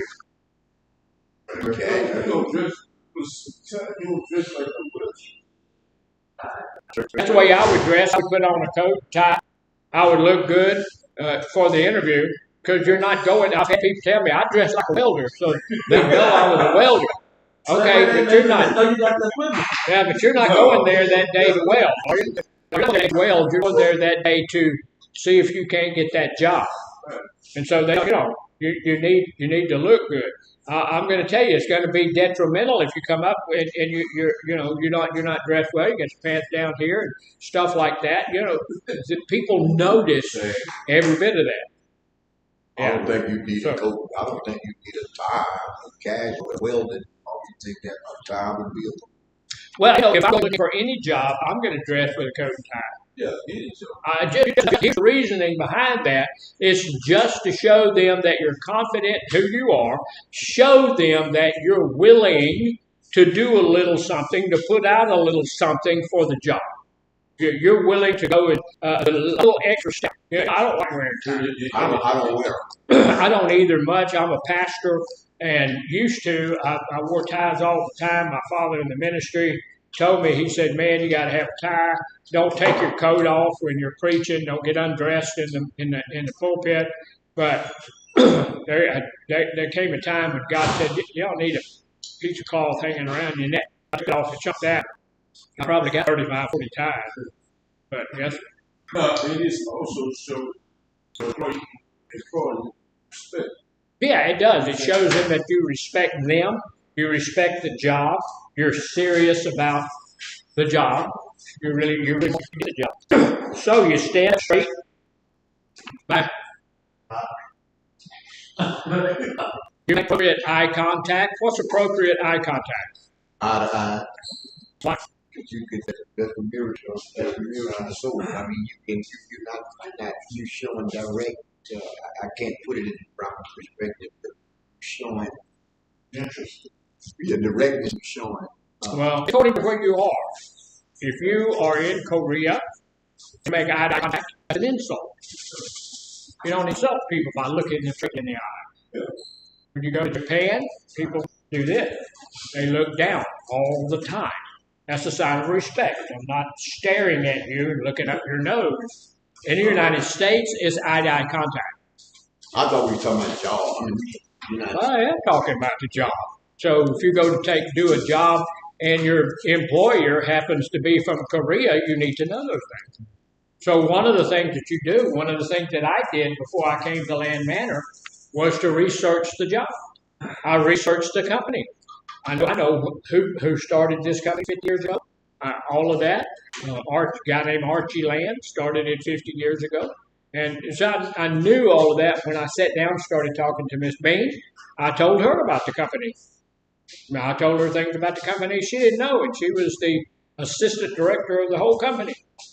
Okay, because I'm going to know a little. So if you do that, if you research the company, that you're confident in who you are. Yes. That's the same thing. I just want to piggyback on what you said. I went to a class and they told me the same thing. Study the company. Yeah. Well, where it started, and who the owner is. When you go in there and name and tell them you want to be part of the company, stuff like that. I gotta have to. This is what I know about that company. That shows that you're interested enough in the job. Because there's 30 people want that job, right. And those other 29 people just want the money. You want to be part of this job. You want to be part of this operation. Yeah, you want to get paid. You got to get paid, but you also want to be part of something that's bigger than yourself. That makes you appear confident. So always do that. It doesn't make any difference what the company is. And now it's so easy. Back in the day, you had to really go do some footwork, but nowadays all you got to do is punch a couple of buttons, and it'll tell you everything about the company. And invariably, well, why do you want this job? Well, this company was built on this principle, and I feel like that principle fits into my life, and I can be a good fit in this company. Okay, you know who started our company? Yes. And why, and what's the goal of this company? What is your outlook for this company? What is your policy and procedure? What are your goals and plans for the future? And you know all that. And that helps you when you're looking for that. Make appropriate. Look, and here's the point. It doesn't say make eye-to-eye contact. It says make appropriate eye contact. Appropriate eye contact, if you're sitting in the United States, usually looking eye to eye. Not quite that, but usually looking eye to eye is appropriate. That's how. But we need to know that if that company is owned by somebody from Japan, somebody from Korea, somebody of Asian descent, I need to know that. So if I sit there, then an appropriate thing would be for me to look off to the left or something like that, and not be so intent on that. So it says, look, make and avoid fidgeting. Avoid avoid stammering. If you don't know something, it's better for you to just say I don't know.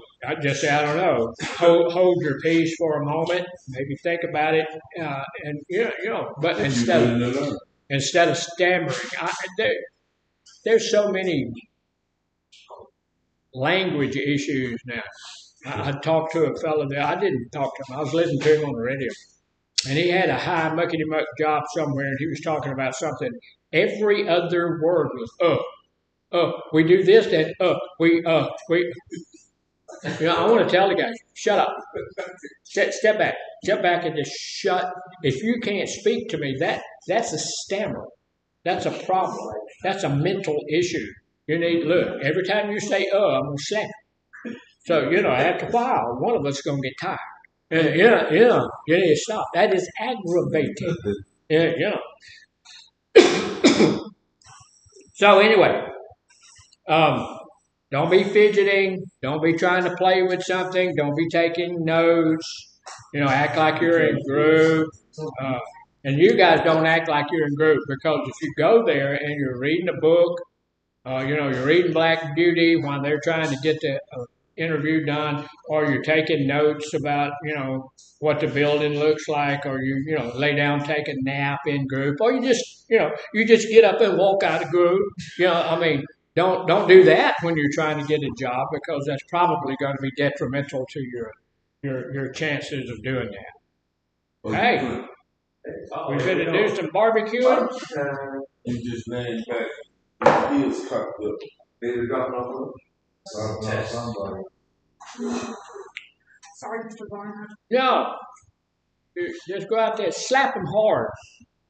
Slap them once, maybe twice. Oh, that killed group, didn't it? Yeah. Knocked it out of the water. Yeah. And here's the other thing. Here's the last thing on this, and it's an N. What does that mean? What do you think that is?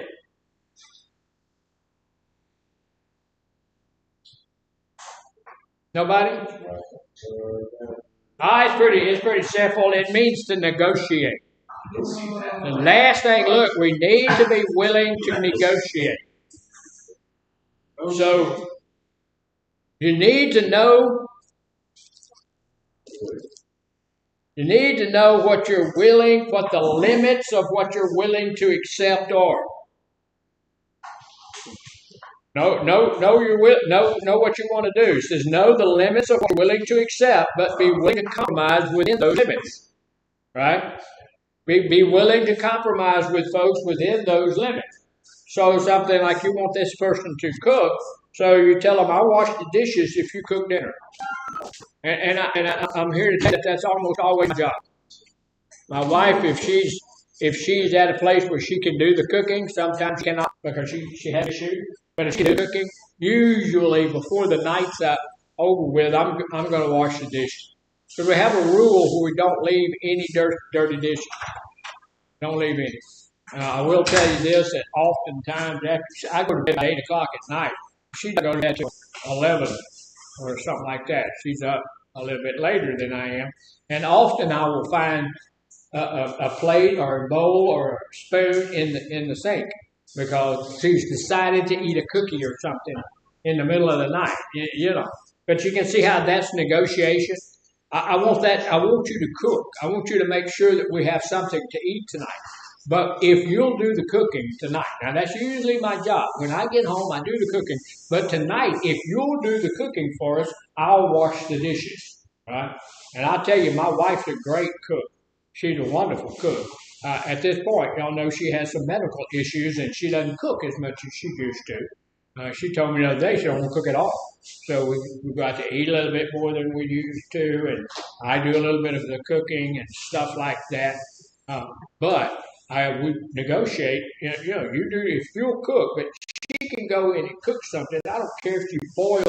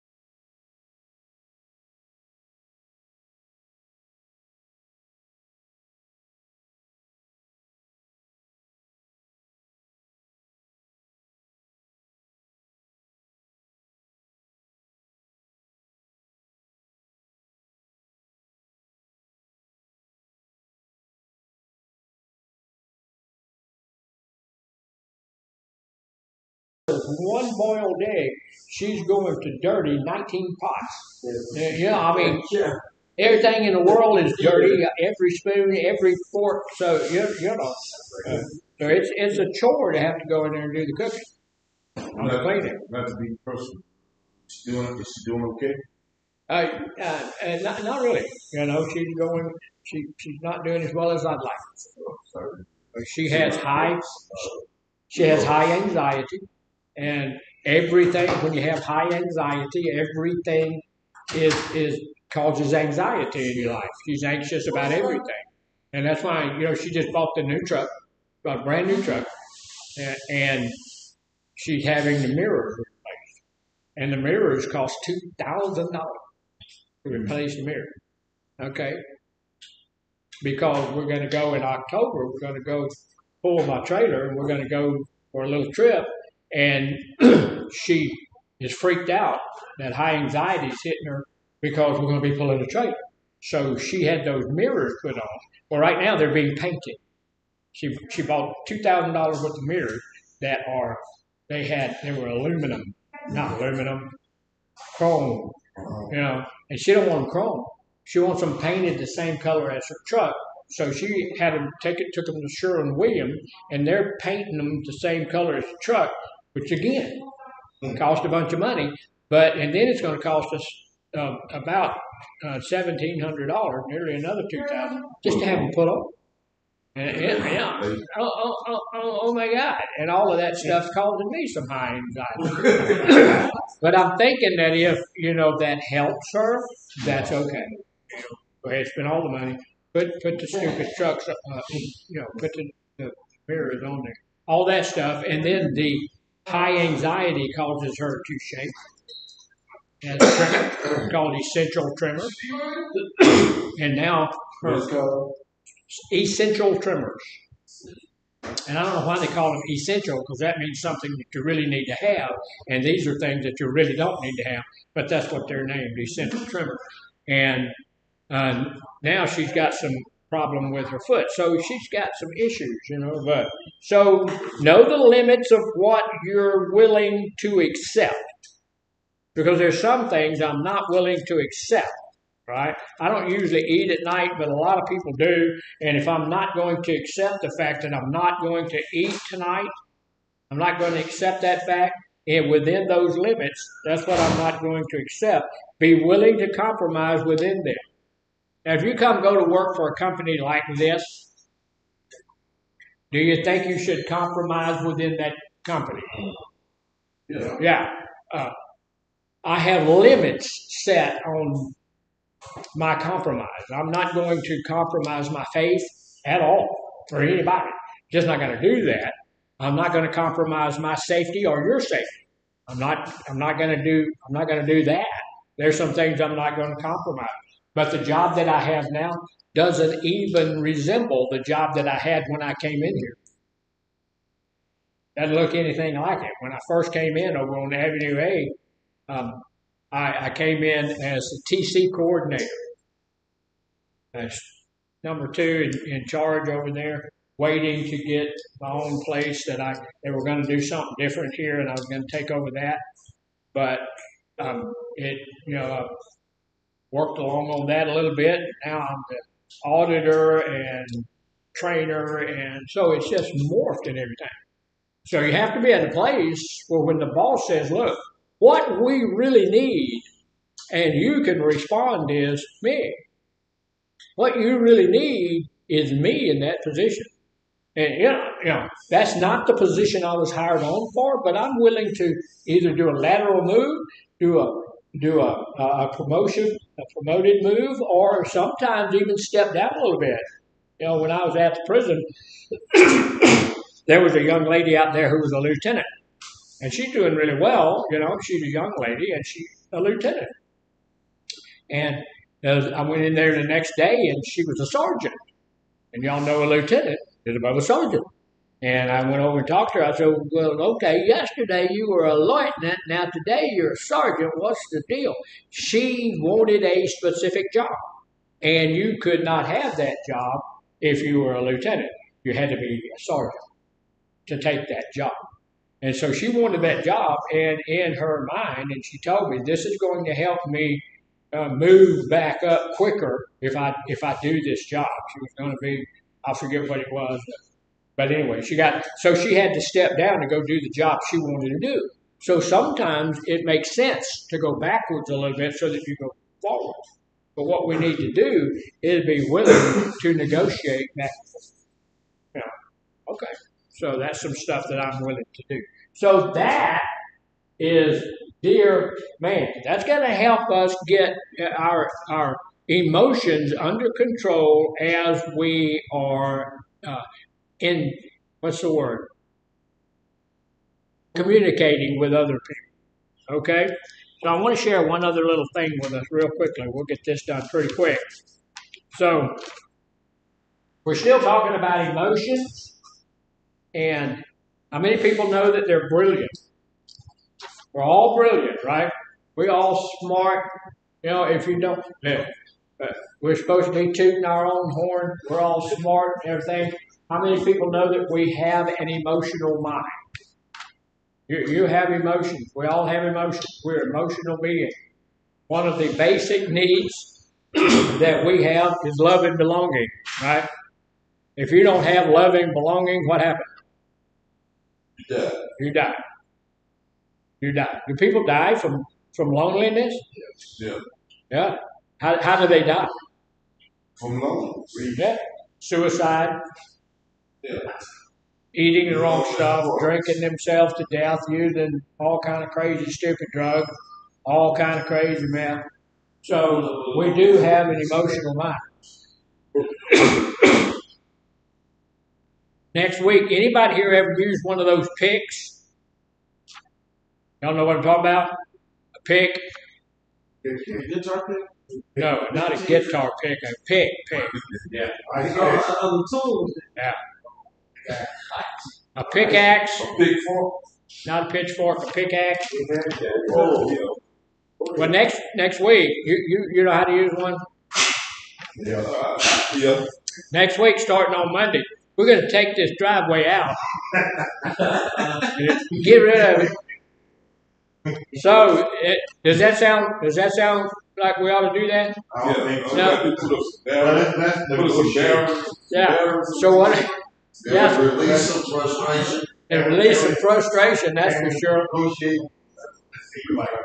So that's he's negotiating, trying to get out of the work. Yeah. So am I operating on my emotional mind? Yes. Yeah, because my reasonable mind would tell me what? That's not really reasonable, is it?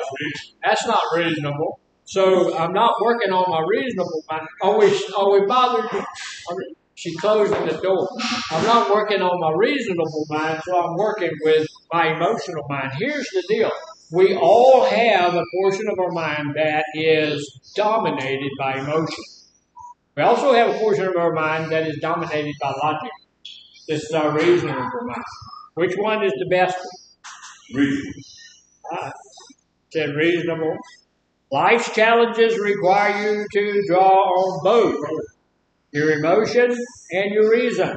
Relying too much on just one of these creates an imbalanced perspective. Wise mind balances motion and reason, helping you make healthy decisions and leading to a fulfilling life. We need to have both of these, but we also need to have both of them working together. They shouldn't work against one another.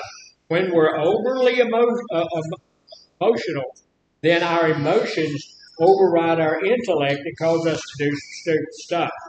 The emotional mind is when feelings alone determine your decisions and your behavior. I'm doing it because I want to. It feels good to me. And so that sometimes can be bad. You listen to your emotions, but you might act impulsively without regard to any of the consequences that may be happening. You might ignore important facts. Or you can just get up and just walk out of group. Example. In a disagreement with your partner, you lash out at them, you shut down, and then you begin to wallow in hopelessness because you're super duper emotional. After you lose your job, you go off somewhere and you isolate for weeks. And you tell yourself, you'll never find another job. Anybody ever lost a job? I've lost jobs. I never got fired, but I quit. I've quit a couple. I've been fired. I quit a couple. When I was a kid, I was working at the service station. I went to sleep. Some old boy drove through there, stole a set of tires, the whole rack. Back then, the oil was in those little cans that you had to put the punching thing in. He stole a whole rack full of them, filled his car up with gas, and left. My boss came in, woke me up. He said, "You can now join the ranks of the unemployed." Okay, just don't kill me. Yeah, I mean, and yeah, he didn't pay me anything for that week's work because, hey, they stole more than a week's worth of stuff out there, So that was bad. So, and look, I got on I had a 175 Honda. And I got on my little 175 Honda and I went off somewhere. I was staying with my cousin, sat down on his porch and felt like that was the end of the world. I'm 16. I lost my job. All of that stuff. I felt like that was the end of it. It wasn't. How long was you working? I don't know. I don't remember how long. Probably a couple of months. I wasn't working there long. Oh, so you did get a couple of paychecks? Oh, yeah. I got a few paychecks out of it. But, I feel good about it because right now, today, I can show you where that service station was. But there ain't nothing left there but a concrete slab. They've torn that thing down. It's gone. When I was 16, that guy was probably 70. Or I don't know how old he was, but he was old. And so he did. He did. The service station did. I'm still going. So that's how an emotional mind's going to work like that. You're going to feel like that's the end of the world, all of that stuff. And, of course, I was getting paid, like you said, but I ain't got a dime. Because I'm 16, somebody says, here's $10, and I go spend $12 right now. I got money. Let's go spend that. So it's still with your emotion. Yeah. I was in emotion, yeah. So now the reasonable mind is when you approach a situation intellectually, without regard for emotions. You're not going to get your emotions involved in any of that. So you make decisions based on facts. But you may ignore your own personal preferences. Like Spock. Mr. Spock on Star Trek. This is the only reasonable thing. Okay. And you can see what it did to him. And, he was like that. And when the reactor messed up, he went in there and he fixed the reactor and all of that kind of stuff. And when they said, "Man, what you doing?" He said, "Well, one person dying and everybody survived." "Okay, you're right, you do it." Because I want to keep some of my emotional stuff going on. So when that's going on, you say, go get Spock. Help him out. So look, it says, but you may ignore your own preferences. You might do what you think you should do. And maybe you should, but look, maybe it's best for everybody else, but maybe it's not best for you. Maybe you should do it, but it might not be the best thing to do. So some examples: in a disagreement with your partner, you push away your emotions and just state the facts of the situation. Not how you feel about it, but this is how it is. You refuse to eat. You refuse to cook. Now, we didn't get to eat. The children are hungry. CPS has already been called. We're all fixing to come to an end because you didn't do what you were supposed to do. After you lose your job, you pretend you don't feel upset, and you immediately dive into a new job search. So, when I got fired from the place over there, I needed a job. And I'm like you, I've got a couple of jobs. Well, what did I do before I quit the job? Well, I already had something lined out. Yeah, I had something lined out. I had a few bucks in the bank in case it didn't work, but I already had another job. Yeah. You get a few paychecks, put something in the bank, and then you go find something else before you go to your boss and say, "Hey, look, I ain't working no more." Yeah. No, don't try to stand my way when I walk out. Remember the song? I ain't in this place no more. But before you do that, I've always had. Usually, I'm leaving a position because somebody else already offered me a position. I've been headhunted a couple of times. I was working for Centacor, and I was I worked for Centacor exactly 1 year in Pasadena. I worked from the day that I made 1 year was my last day there at Centacor because another company had headhunted me to be their director, and so I went on over there. But see, I had a position before I gave up, so that was good. And so here's the deal: that's not the way to do things either. That's not just being real factual. Everything has to be the facts, just all of that kind of stuff. So what we need to do is wise mind.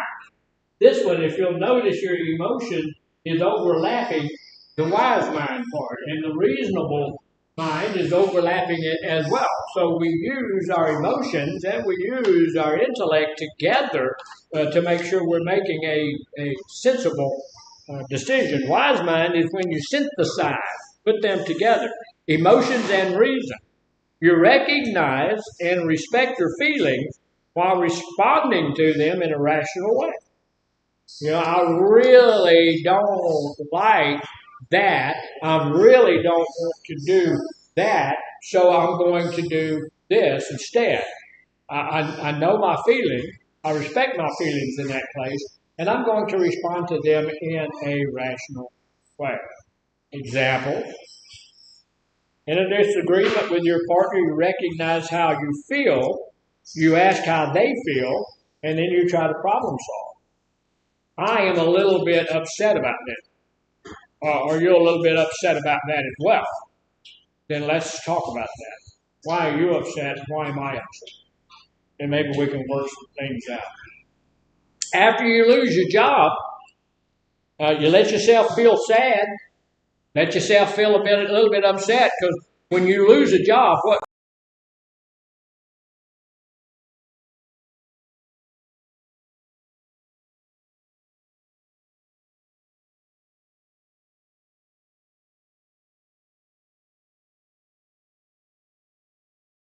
what's that say?